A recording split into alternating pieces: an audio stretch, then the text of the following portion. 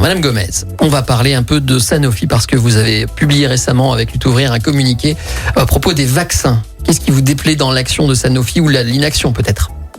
Écoutez, cette crise sanitaire, elle est révélatrice quand même de tout ce système, du système capitaliste, où règne le profit d'abord. Et là, on a vu que les grands labos pharmaceutiques, leur priorité, c'était pas tellement de lutter contre cette pandémie. Il y avait de l'argent à faire et tous. D'abord, ce qui est scandaleux, c'est la concurrence qui se font entre eux. C'est les prix qu'ils ont imposés et l'opacité complète sur les prix qu'ils ont imposés aux États. Les premiers ont trouvé quelques vaccins. Au lieu de dire on va produire ces vaccins pour toute l'humanité et le plus rapidement possible, parce qu'on nous dit qu'il y a une pandémie qui est très grave, etc. Puis on le voit, les milliers de morts, les millions de morts. Et eh bien non, c'est chacun fait son vaccin, chacun s'en met plein les poches. Et puis Sanofi qui a touché plein d'argent de l'État depuis longtemps, qui est abreuvé de subventions publiques. Macron s'est déplacé, c'est au mois de juin, je sais plus, pour l'an dernier pour donner 200 millions encore à cette grande entreprise qui fait plus de 12 milliards de profits. Qui va produire finalement les vaccins des autres là, pendant quelques temps avant de sortir le sien, parce qu'ils sont pas fichus encore de sortir un vaccin. Vous êtes dur, hein ? Et ils vont faire produire avec le même nombre de salariés. Ils vont pas embaucher, alors que là, il y aurait vraiment de quoi créer des emplois rapidement et d'ouvrir de nouvelles usines, etc. Voilà. Alors donc la solution, moi je pense que c'est de réquisitionner ces entreprises, ces grands labos pharmaceutiques, de les réquisitionner, de les mettre sous le contrôle de la population, de leurs travailleurs, pour produire tout de suite les vaccins nécessaires. Voilà. Mais si vous voulez produire un vaccin, il faut des chercheurs, il faut des gens qui ont travaillé longtemps, il faut des investissements. Si vous leur piquez leur entreprise, vous allez perdre ces chercheurs et il n'y aura jamais de découverte aussi rapide. C'est-à-dire que c'est pas magique découvrir un vaccin, c'est pas une recette de cuisine, c'est très compliqué. Oui. Ça prend des années. Oui. Et ces gens-là, il faut les payer. Mais le patron de Pfizer vient de dire, je crois, il y a 2 jours, on produit au final un vaccin qui sauve des vies et qui coûte l'équivalent d'un repas. C'est son argument. Lui, il s'en met plein les poches. On a vu les profits de Pfizer. Et puis cet argument de dire bien il faut des investissements parce que on va faire travailler, etc. Ça c'est complètement faux, parce que ces vaccins, notamment le vaccin ARN, ça fait 30 ans. Que la mise au point, elle est faite, et enfin 30 ans de recherche de la sphère publique, justement, de tous les chercheurs dans les universités, dans les labos publics. Et il y a toute cette recherche qui a été élaborée pendant des années pour arriver aujourd'hui. Ils se servent de cette recherche pour sortir ces vaccins ARN. Donc là, ils ont des subventions à gogo pour la recherche. Il y a de plus en plus les universités, les labos de recherche publique et tout qui travaillent pour eux.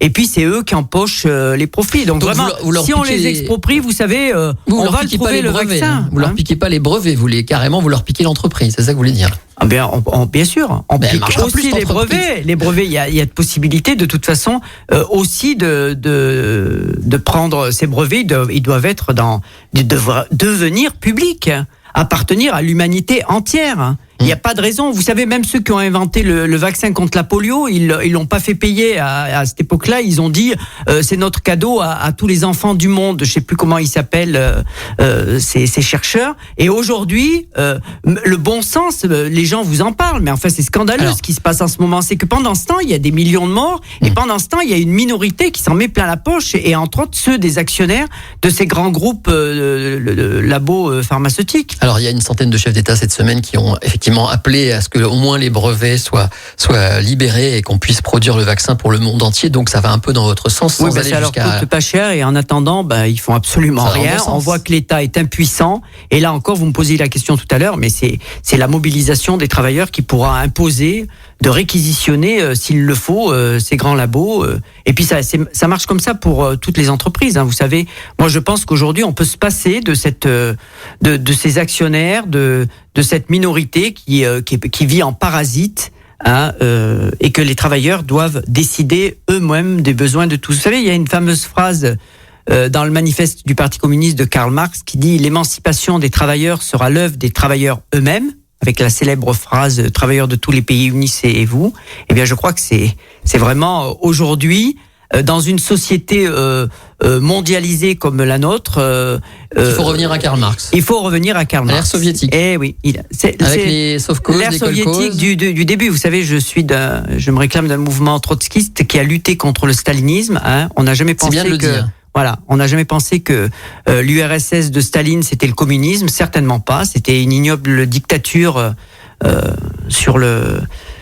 qui a vécu après, bon, c'est toute une histoire, je vais pas rentrer là-dedans, mais en tout cas, donc vous êtes pour la révolution russe, oui, au départ, c'est le pouvoir des travailleurs. Vous savez, en fait, aujourd'hui, les 150 ans de la Commune, vous en avez entendu parler. Oui, on en a déjà parlé. Voilà. Oui, ce que la Commune, les petites gens, les travailleurs de la Commune, ils ont fait il y a 150 ans, ils ont pris le pouvoir. Il n'y a pas trop de pub là-dessus. Hein, on parle beaucoup de tas de choses historiques, mais sur la Commune. De Napoléon. En ce moment. Voilà, de Napoléon.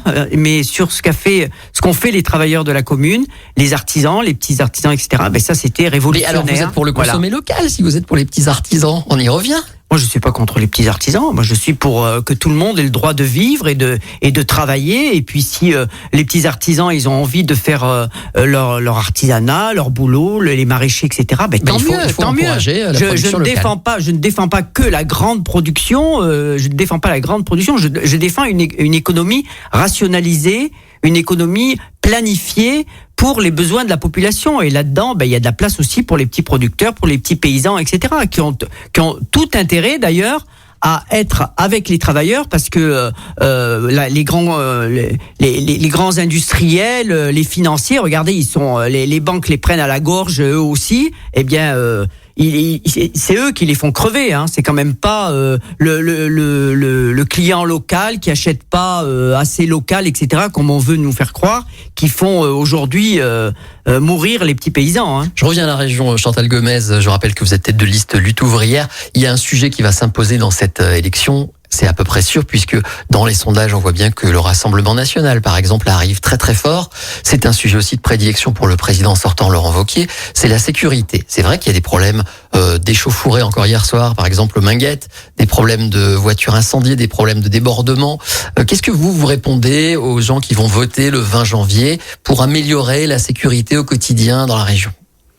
Bien, s'ils votent pour Wauquiez ou pour le Rassemblement national, je leur dis qu'ils se tirent une balle dans le pied, parce qu'en réalité, d'abord, ils sont tous des représentants de la grande bourgeoisie, de cette classe capitaliste, et c'est le dernier de leurs soucis, ce qui se passe dans les banlieues, de l'insécurité et tout ça. Alors, ils font tous de la démagogie sécuritaire. Ils proposent des caméras de surveillance, des policiers. Voilà. Je peux vous en parler parce que je suis dans une commune à Échirol où depuis longtemps il y a des caméras. On réclame plus de police, toujours plus de police. D'ailleurs, bientôt il va y avoir un policier derrière chaque jeune. Et qu'est-ce qu'on voit ? Que la délinquance elle continue d'augmenter. Voilà, parce que l'insécurité, la courbe de l'insécurité en général, c'est la même que la courbe de l'insécurité sociale et du chômage et de la misère. Donc, dans une société profondément injuste, inégalitaire, comment voulez-vous avoir une espèce de paix sociale, de tranquillité ? Ben non, ça continuera. Et eux, ils essaient de nous faire croire que c'est avec mais ils savent très bien avec toute leur armada de la police, des caméras, etc., qu'on va lutter contre l'insécurité. Bon, en réalité, le trafic de drogue, les trafics, les incivilités, c'est un vrai problème, c'est vrai. Je suis bien placé pour en parler. Je vis dans un quartier populaire à Échirol où c'est un gros problème pour les gens parce que ça pourrit la vie des gens tous les jours.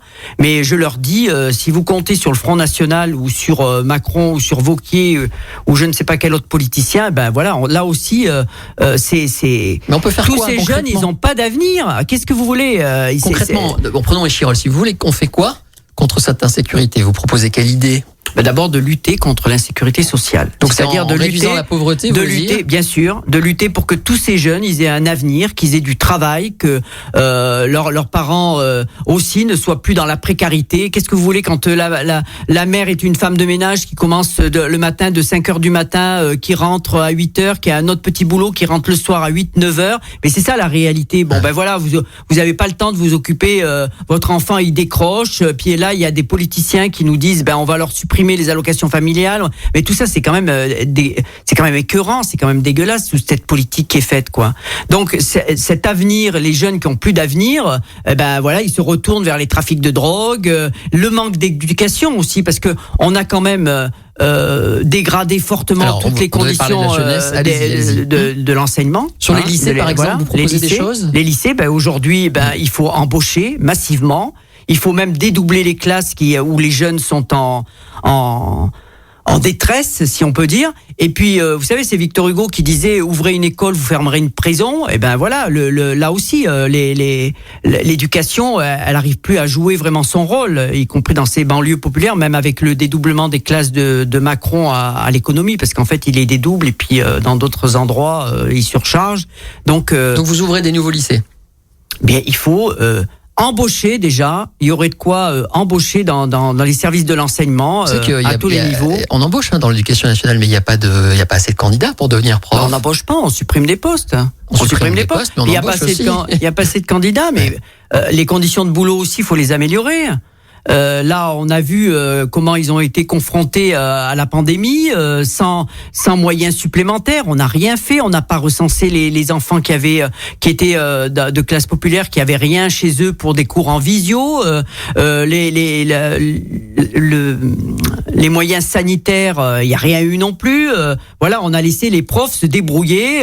Le personnel encadrant, les nettoyeurs dans les écoles, ils se sont tous débrouillés comme ils ont pu. Et si les écoles elles ont tourné, c'est quand même grâce à eux, c'est pas grâce ni à Wauquiez ni au Front National ou je sais pas tout ce qu'ils nous racontent là sur la jeunesse. Et là aussi, je pense que les enseignants ils ont leur mot à dire. Comme les travailleurs des transports, comme les travailleurs dans le logement, partout. Il faut de ce qu'il faudrait faire. Il nous reste que 3 minutes. Un mot d'écologie. Vous qui êtes à Échirolles, vous êtes pas loin de Grenoble, qui a été la première grande ville verte de France.